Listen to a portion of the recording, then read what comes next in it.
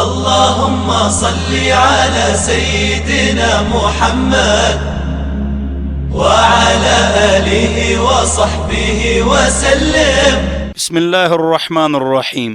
وعن أبي مالك رضي الله عنه قال قال رسول الله صلى الله عليه وسلم أربع في أمتي من أمر الجاهلية لا يتركونهن الفخر في الأحساب والطعن في الأنساب والاستسقاء بالنجوم والنياحة.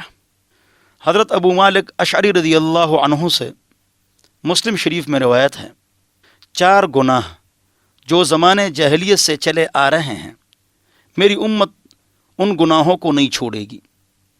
حسب و نسب میں ایک دوسرے پر فخر کرنا کہ میرا نسب اور خاندان بہت اونچا ہے، نعوذ باللہ.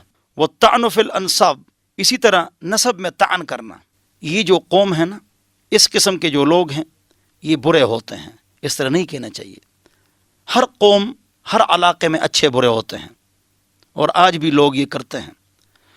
اور ستاروں کے ذریعے سے پانی طلب کرنا، فلانا ستارہ پانی دیتا ہے تو پانی دینے والی ذات، بارش دینے والی ذات اللہ کی ہے.